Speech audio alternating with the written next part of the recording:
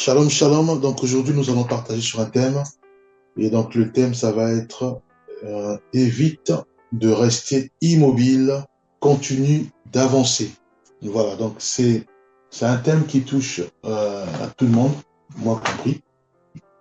Donc au niveau spirituel, donc ça touche aussi ceux et celles qui au départ priaient.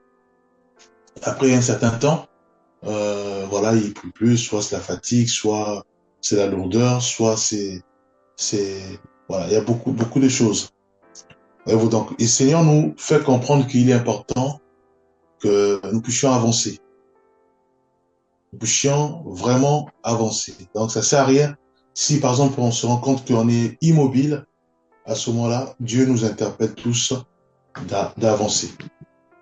Donc, j'avais, par exemple, je travaillais pour le Seigneur ou je faisais des projets pour le Seigneur et à ce moment-là, donc après la lourdeur qui m'a envahi et du coup, les projets sont restés dans le placard.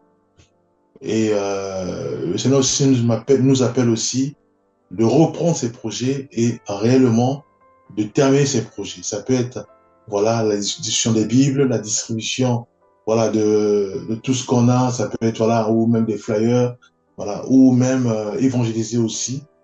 Voilà, on avait à cœur d'évangéliser nos parents, on avait à cœur de parler du Seigneur à nos voisins, on avait à cœur de parler du Seigneur, par exemple, à nos amis, à nos copines de l'école et autres.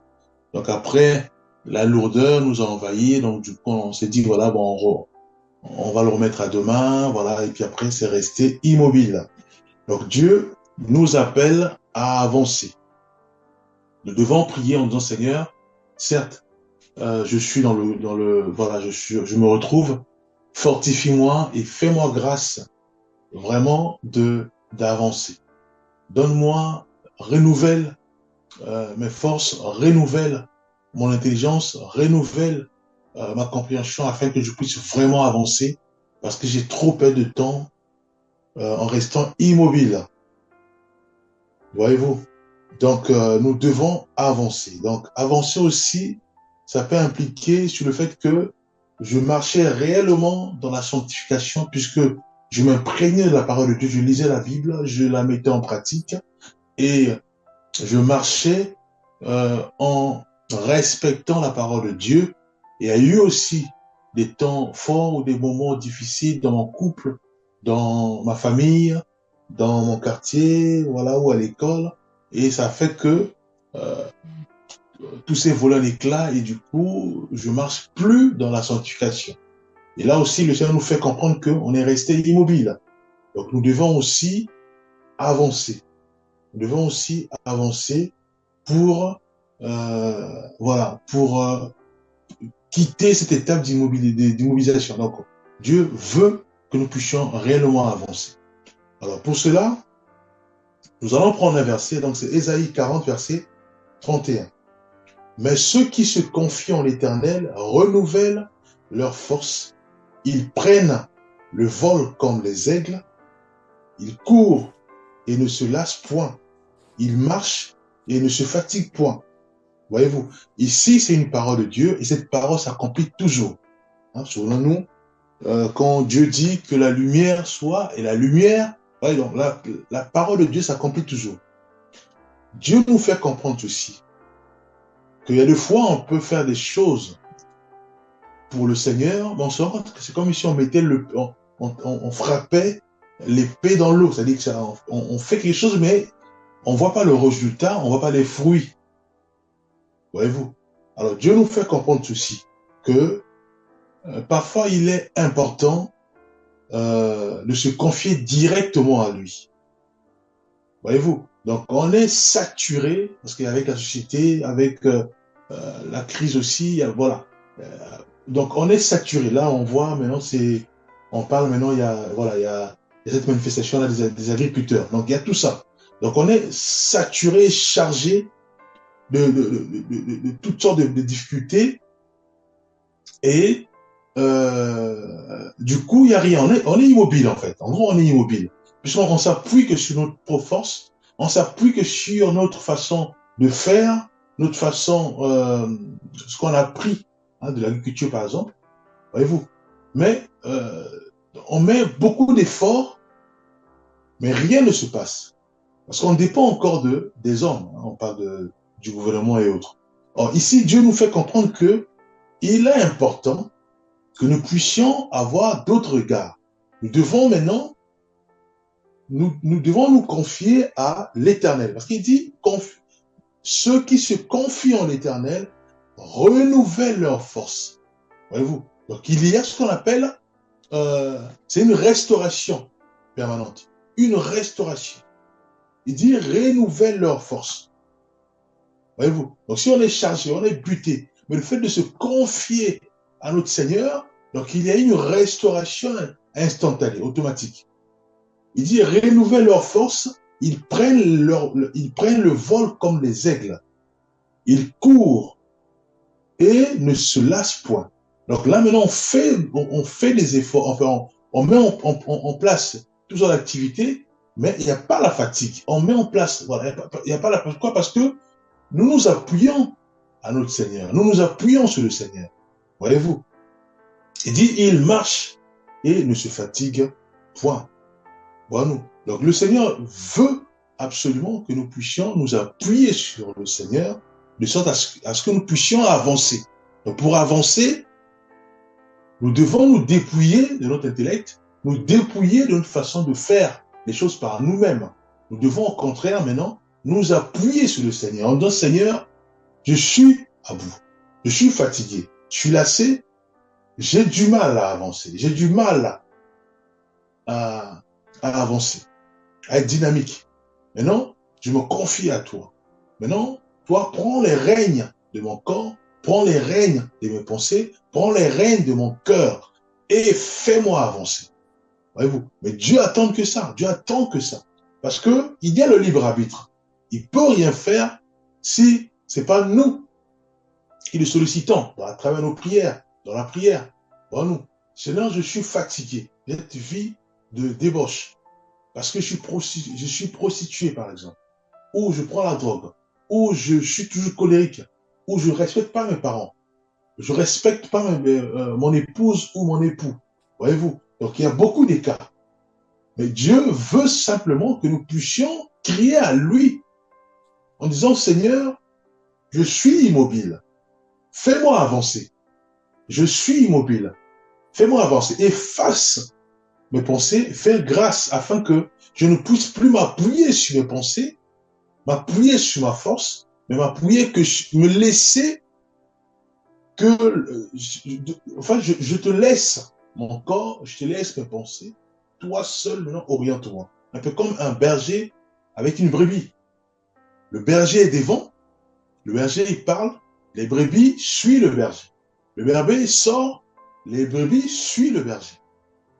Parce qu'ils savent, les brebis, elles savent que le berger leur emmène vers les pâturages, voyez-vous. Et donc, c'est ça en fait. Donc, on se laisse orienter par Dieu. Maintenant, je veux absolument juste écouter ta voix et suivre ta voix, simplement. Je pense plus à ce problème, par exemple, on prend le cas actuel, hein, je pense plus à ces problèmes d'agriculture, à ces problèmes des normes, à ces problèmes il parle de prix qui sont très bas, voyez-vous, ou à la concurrence. Donc je pense plus à ça. Maintenant, je m'appuie que sur toi. Je m'appuie que sur toi. Maintenant, toi, oriente-moi, donne-moi la sagesse, donne-moi les outils pour faire différemment. Voyez-vous. Donc là, à ce moment-là, j'avance. Je ne suis plus immobile. Puisque je me soumets à Dieu. Je laisse Dieu me conduire. Je laisse Dieu orienter mes pensées, orienter mes projets, orienter ma façon de parler, ma façon d'agir, ma façon de faire les choses. Voyez-vous. Prenons Jérémie 29, verset 11. Il est dit, car je connais les projets que j'ai formés pour vous, dit l'Éternel. Projets de paix et non de malheur, afin de vous donner un avenir et de l'espérance. Voyez-vous. Donc si nous nous confions, nous donnons notre vie au Seigneur, nous donnons nos difficultés, nos problèmes, complexe soit-il, le Seigneur, il va appliquer Jérémie 29, 11 dans notre vie. Il dit, car je connais les projets que j'ai formés pour vous. Voyez-vous, il ne dit pas que toi, tu connais tes projets que tu as formés pour toi. Non, il dit, moi, car je connais les projets que j'ai formés pour vous. Voyez-vous, donc ça veut dire que ça ne sert à rien de se battre avec nos pensées. Ça ne sert à rien de se battre avec notre façon de faire les choses. Ça ne sert à rien. Laissons Dieu nous conduire. Puisque lui seul, il connaît les projets qu'il a formés pour nous. Il dit, projet de paix. Donc, dans les projets, il y a la paix. Donc, Dieu, il fait en sorte que nous soyons en paix. De façon permanente. Il dit, et non de malheur. Il dit encore, afin de vous donner un avenir et de l'espérance. Voyez-vous? Donc, Dieu veut absolument que nous soyons encore des bébés, en fait. En gros, c'est ça. On crie vers le Seigneur par les prières en disant, Seigneur, écoute, regarde mes problèmes, regarde mes difficultés. Je ne sais pas comment j'ai fait pour me retrouver là-dedans. Donc, je suis dans toutes sortes de difficultés dans la boue. J'ai du mal même à sortir dans la boue. Tellement qu'il y a des obstacles. Et à ce moment-là, lui maintenant, comme il y a des projets qu'il a formés pour nous, des projets de paix et non de malheur, il va commencer à nous tirer. Il nous fait sortir dans la boue. Parce qu'on le laisse lui nous conduire. Voyez-vous, c'est ce qu'il veut, c'est ce qu'il attend de nous, bien-aimés. Que nous puissions simplement dire, Seigneur, je me suis battu pour acheter une maison. Battu, parce que j'ai des projets d'avoir une maison, des projets pour ceci, projets pour cela. Mais je n'ai pas les financements. Je me suis lancé dans la prostitution, lancé dans la vente de drogue pour avoir rapidement l'argent. Mais je me rends compte que le fait de me lancer là-dedans, il y a encore des complications jusqu'au point où je me trouve en prison, je suis malade, donc je suis vraiment encore dans la boue. Et j'ai du mal à en sortir, puisque je suis malade. Je ne sais pas comment en guérir. Je suis dans les prisons, je suis dans toutes sortes de procès, je ne sais pas comment faire. Mais je ne vois même pas par où sortir. Voyez-vous, à ce moment-là, Dieu va intervenir, puisqu'on a prié. Il va intervenir, il a dit, mais non, nous devons maintenant arrêter tout. Ça ne sert à rien de faire des choses par nous-mêmes. Parce que ça va nous emmener contre le mur, bien aimé. Et ce qu'on voulait avoir, on n'aura plus, puisqu'en fait, on veut avoir une maison, on se lance dans toutes sortes de choses illégaux.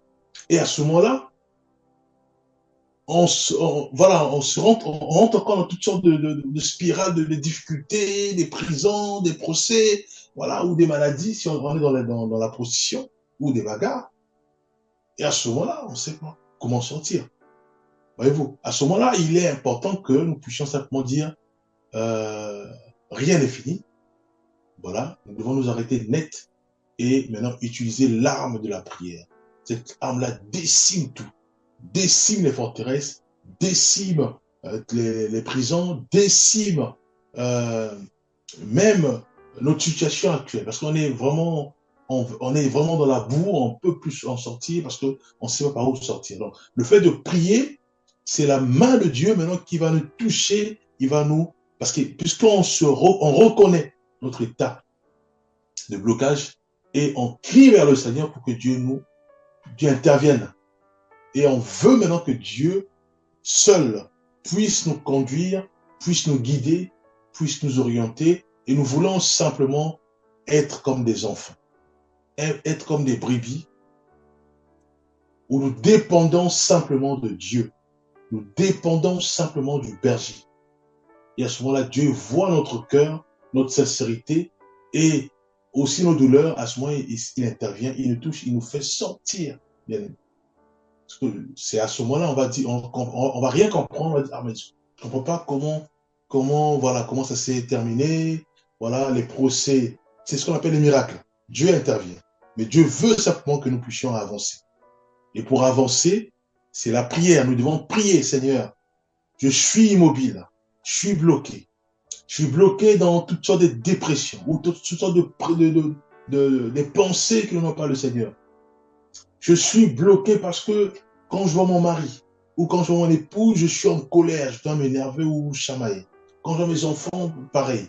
Voyez-vous, je suis bloqué dans toutes sortes de difficultés. Je suis bloqué dans le mal. Je suis bloqué dans les dettes. J'ai du mal à en sortir. Je suis bloqué dans le vol, dans la convoitise, dans la masturbation. Je suis bloqué dans l'impurité, dans l'impudicité, dans l'adultère. Voilà. Donc, il y a beaucoup de cas. Parce que je suis immobile. J'ai du mal à avancer. Parce que je suis dans la boue. Voyez-vous, je crie maintenant vers le Seigneur. C'est l'âme de la prière. Heureusement qu'on a ça. Sinon, voilà, on était perdu. L'âme de la prière. Seigneur, interviens. Agis puissamment dans ma vie. Je me soumets à toi. Je te laisse conduire ma vie. Dieu va intervenir, bien aimé. Dieu va nous sortir de façon voilà, il y aura des miracles qui vont s'opérer et on sort. Et Dieu va commencer à boucher, à réparer, à restaurer. Il y a la guérison instantanée. Il y a tout. Dieu lave littéralement nos pensées, lave nos cœurs, de sorte à ce que maintenant la paix inonde nos vies. La paix inonde nos pensées. La paix inonde nos cœurs. Voyez-vous? Donc c'est ça. Donc nous devons réellement avancer. Voyez-vous? Pareil pour les projets. Seigneur, j'ai du mal. Quand je sors, je sens comme si il y a la lourdeur où j'ai même pas envie de toucher soit à des Bibles, soit à les dépliants, ou soit même aller parler de toi à mes proches. Maintenant, je crie à toi, agis puissamment, fais-moi grâce de ne pas faire les choses par moi-même. Et à ce moment-là, cette parole va s'accomplir, où il est dit, ceux qui se confient en l'Éternel renouvellent leur force. Ils prennent le vol comme des aigles, ils courent et ne se lassent point, ils marchent et ne se fatiguent point. La fatigue va disparaître et Dieu va commencer à nous fortifier à la force et Dieu va commencer à nous guider, à nous inspirer. Et à ce moment-là, de façon instantanée, on parle à nos parents, on parle à nos grands-parents de Jésus-Christ et Dieu agit puissamment par la suite. Bon, donc nous devons avancer, nous ne devons pas rester euh, immobile. Nous devons avancer. Et pour avancer, c'est dans la prière, c'est de dire, Seigneur, j'ai mis des stratégies charnelles, c'est-à-dire émanant de mes pensées. J'ai mis des stratégies, j'ai mis toutes sortes de stratégies selon ma pensée, selon mon intellect, selon ce que j'ai appris à l'école. Mais j'ai compris que ces stratégies ne produisent rien. Mais j'ai que des représailles au niveau de la prostitution, au niveau de la drogue, au niveau politique, au niveau de l'agriculture, hein, comme actuel. Voyez-vous? Maintenant, je veux absolument que ce soit toi qui puisses m'orienter, me guider. Je veux absolument me soumettre à toi. Oriente-moi, guide-moi, révèle-moi les choses cachées et fais-moi grâce réellement de t'écouter toi et de te suivre réellement. Et Dieu va commencer à nous parler.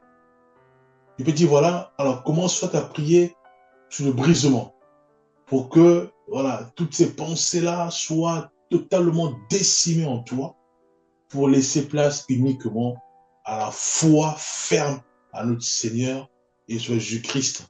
En disant que voilà, j'ai un berger qui est devant moi. Je suis que ce berger. C'est ça la foi. Je suis que ce berger. Il va commencer à me parler, à me révéler les choses cachées. Voyez-vous? Maintenant, à ce moment-là, dans la prière, et maintenant, je vais commencer à appliquer cela.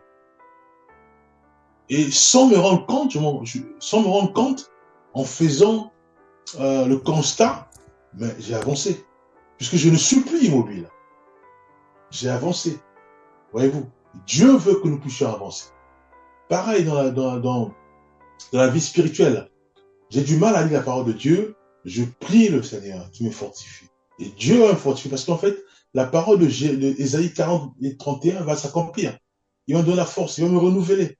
Et à ce moment-là, je commence à lire la parole de Dieu. Et le Saint-Esprit va commencer à me révéler les choses cachées. Le Saint-Esprit va commencer encore à m'éclairer. Et à ce moment-là, sans me rendre compte, j'ai avancé. Voyez-vous? Pareil aussi dans la sanctification. J'ai toute tendance à à me masturber ou à aimer, voilà, ou à vivre dans l'impudicité ou de l'impurité, ou même de l'adultère. Voyez-vous, je dis, Seigneur, vraiment, c'en est assez, je veux arrêter cette vie-là de débauche, car ça n'honore pas ta parole. Maintenant, je crie au Seigneur de m'éclairer, de me guider, de me fortifier. Et à ce moment-là, Dieu aussi va commencer à m'orienter selon sa volonté, puisque c'est lui le bon berger. Selon, il va commencer à m'orienter. Je suis cette instruction, je suis cette direction selon le Seigneur et non selon mes pensées. Et à ce moment-là, sans me rendre compte, je vais constater que effectivement, j'ai aussi avancé. Parce que je commence à suivre l'orientation du Seigneur selon sa parole. Voyez-vous? Donc Dieu veut que nous puissions réellement avancer. Si j'avais reçu l'appel du Seigneur, par exemple, voilà. Mais je me rends compte que je dis, voilà, j'attends. Une année, 2 ans, 3 ans, 4 ans, rien ne bouge, il y a un souci. Parce que Dieu veut que j'avance. Voyez-vous? Dieu veut que j'avance. Et pour cela, c'est dans la prière. Seigneur, je veux absolument avancer. J'ai reçu des appels. Tu m'avais dit que je devais être un serviteur de Dieu. Tu m'avais dit que je devais enseigner mes parents, enseigner un quartier, enseigner mes proches. Mais rien, ça fait 2 ans, 3 ans, 4 ans. Rien ne bouge. Interviens, touche-moi, éclaire-moi, enlève en moi toutes ces pensées charnelles. Mais fais-moi grâce d'être orienté par toi. Fais-moi grâce de se laisser orienter par ton Esprit Saint. Voyez-vous?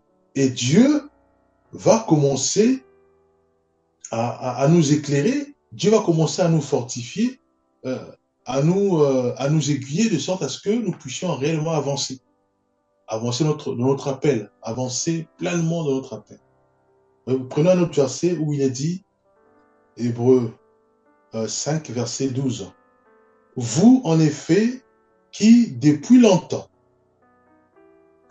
devriez être des maîtres, vous avez encore besoin qu'on vous enseigne les premiers rudiments des oracles de Dieu. Vous en êtes venus à avoir besoin de lait et non d'une nourriture solide. Voyez-vous? Donc ici, le Seigneur nous interpelle. Ici, c'est un cas où nous sommes toujours restés immobiles au lait. Voyez-vous? Mais Dieu veut que nous puissions arriver à la nourriture solide. Dieu veut que nous puissions réellement avancer. Voyez-vous? Mais nous stagnons parce qu'il y a trop de raisons. Je veux entendre Dieu parler. Je veux que Dieu me parle. Dieu m'a pas encore parlé. Voilà. Il y a trop de raisons. Ou j'ai pas la capacité, ou j'ai pas été formé pour ça. Voilà. Il y a beaucoup de cas. Où j'ai pas encore atteint le but. J'ai pas encore mes financements pour acheter la maison. Donc je reste dans la possession. Non, j'ai pas encore atteint l'argent pour acheter la maison ou la voiture. Donc je reste dans la vente de la drogue. Voilà. Et beaucoup de cas. Beaucoup de raisons. Et Dieu nous dit, vous en effet qui depuis longtemps devriez être des maîtres, vous avez encore besoin qu'on vous enseigne les premiers rudiments des oracles de Dieu. Vous en êtes venus à avoir besoin de lait et non d'une eau solide. Voilà. Donc Dieu veut réellement que nous puissions avancer et pour cela, nous devons nous appuyer sur Dieu. Nous devons nous dépouiller de nous-mêmes pour laisser le berger nous conduire. Donc voilà, on devient comme des bébés ou on devient comme des brebis où seul le berger a un mot à dire. Allez, on va à gauche, c'est à gauche. À droite, c'est à droite. Voyez-vous? Donc nous nous appuyons de la parole de Dieu, nous appuyons de Saint-Esprit, et on le laisse, le Saint-Esprit nous conduire et sa parole nous orienter. Voyez-vous? Et la parole de Dieu efface le contenu de nos pensées. La parole de Dieu prend la place de nos pensées et remplit nos cœurs. Voyez-vous? À ce moment-là, il n'y aura plus de cacophonie, il n'y aura plus des... Puisque nous nous appuyons sur la parole de Dieu. On me bouscule, je ne bouscule pas. je m'appuie sur la parole de Dieu. Je prie pour lui. Voyez-vous, on me vole, je ne me mets pas en colère. Je m'appuie sur la parole de Dieu. Voyez-vous, donc ce n'est plus moi qui conduis mon corps, mais c'est maintenant la parole de Dieu qui conduit ma vie. À ce moment-là, cette parole d'Ésaïe s'accomplit, où il dit, il y a la paix. Il nous donne la paix. Non, c'est de Jérémie 29, 11. S'accomplit.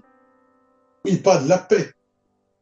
Voyez-vous, puisqu'il y a la paix, ensuite, j'ai la paix, puisque je sais que je suis mon pays pour toi. Voyez-vous, donc là, j'avance, bien aimé. Là, j'avance, puisque je ne suis plus resté dans la boue où j'avais toutes sortes de pensées qui envahissaient ma vie, qui bloquaient ma vie. Où mon cœur qui était rempli de toutes sortes de stratégies qui bloquaient aussi ma vie. Comment je vais faire pour bloquer tout Paris? Comment je vais faire pour bloquer les axes? Pour faire entendre mes revendications. Je parle actuellement de la crise de l'agriculture. Voyez-vous? Donc, ce sont mes stratégies charnelles que je vais mettre en place pour déployer et faire entendre mes revendications. Voyez-vous? Mes pensées sont remplies de ça. Je ne dors pas. Voyez-vous? Mais comment voulons-nous que Dieu puisse s'exprimer en nous? Il ne peut pas s'exprimer en nous. Pourquoi? Parce que notre vouloir, le moi, notre vouloir remplit nos pensées et remplit nos cœurs. Voyez-vous? Et après, il y a toutes sortes de pressions. C'est les policiers qui, voilà, puisqu'il y a la guerre maintenant, puisque moi je vais bloquer tout Paris, il y a les policiers qui arrivent. Après, voilà, c'est toutes sortes de difficultés. On se retrouve maintenant à l'hôpital. Voilà. Je suis encore dans la boue. Comment en sortir? Puisque ça, c'est dégénéré. Soit c'est des procès. Voyez-vous? Or, Dieu veut absolument que nous puissions nous dépouiller de tout ça. Effacer nos pensées par la parole de Dieu, en laissant place à la parole de Dieu, remplir nos cœurs par la parole de Dieu, de sorte à ce que les pensées et le cœur puissent être totalement orientés par la parole de Dieu. Voyez-vous, à ce moment-là, la parole d'Ésaïe s'accomplit, qui dit, il renouvelle notre force. Parce qu'il va commencer maintenant dans notre stratégie par révélation. Alors, comme l'État impose que les normes, ça veut dire que vous vendez maintenant moins cher, parce qu'il y a aussi la concurrence. Et aussi, il n'y a plus d'aide, par exemple, à ce moment-là. Dieu donne aussi d'autres stratégies. L'agriculture, par exemple. Voyez-vous? D'autres stratégies. Mais pour avoir d'autres stratégies par révélation, mais il faut que ton cœur soit rempli de la parole de Dieu et non des pensées. Comment barrer les paris, comment barrer ceci. Il faut que tes pensées aussi soient remplies de la parole de Dieu et disponibles à recevoir cette révélation. Sinon, ça va être compliqué. Voilà. Ok, on va prendre un dernier verset. Nous allons prendre 1 Corinthiens 9, verset 24. Je vais lire. Ne savez-vous pas que ceux qui courent dans le stade courent tous, mais qu'un seul remporte le prix? Courez de manière à le remporter. Dieu nous appelle à ceci, à réaliser que quand nous sommes dans notre appel, le but, c'est d'envoyer les âmes au Seigneur. Le but, c'est d'envoyer les âmes au Seigneur. Et le but, c'est aussi que nous-mêmes, que nous soyons sauvés. Parce que moi, je peux envoyer les âmes au Seigneur, mais si je suis pas la parole de Dieu, moi qui suis pasteur, moi qui suis messager, je perds le bon salut. Voyez-vous? Donc, nous devons courir en ayant le but fixé devant. En disant, voilà, je cours, c'est pour avoir mon salut. Je cours pour envoyer plus d'âmes au Seigneur. Voyez-vous? Et je sais que c'est pas moi ou mon vouloir ou mes pensées ou mes stratégies. Non, je m'appuie sur le Seigneur. Et en appuyant sur le Seigneur, je sais que Dieu, maintenant, il va baliser tout mon champ, tout mon parcours. Il va tout baliser. Alors, s'il y a des obstacles, c'est lui qui permet pour me former. Mais si c'est pas de lui, il va baliser tout ça. Et pour cela, je dois m'appuyer sur le Seigneur. Voyez-vous, parce que j'ai un but à atteindre. C'est d'envoyer plus d'âmes au Seigneur et que moi-même aussi sois sauvé. C'est ça mon but. Et le reste, c'est la distraction. Voilà. Si c'est la guerre des religions, la guerre de ceci, pour moi, c'est la distraction. Qu'on me licencie à tort ou à raison, la distraction. Voyez-vous, comme dira Paul, que les gains que j'ai, pour moi, si tu vois au niveau de la terre, tu vois ça comme de la boue.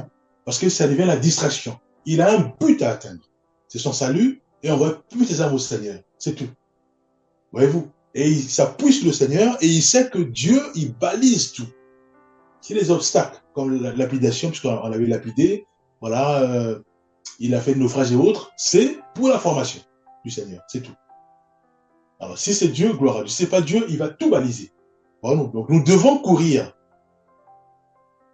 Nous devons courir, parce qu'il dit, pour finir, il dit, ne savez-vous pas que ceux qui courent dans le stade courent tous. Donc, nous sommes nombreux au départ. Mais qu'un seul remporte le prix, courez. Et là, Dieu maintenant nous tire des oreilles en disant, courez de manière à le remporter, bien aimé. Nous allons prier, Père, nous te rendons grâce, nous te bénissons, parce que tu es juste et bon. C'est toi qui veux que nous puissions être comme des enfants. Tu diras, le royaume des cieux est comme un petit enfant. Et pour acquérir le royaume des cieux, nous devons être comme des enfants. Aide-nous, Père, à être comme des enfants. Décimons-nous, Père Céleste, le moi. Décimons-nous, Père Céleste, cette façon de faire les choses par nous-mêmes, ou à vouloir tout contrôler.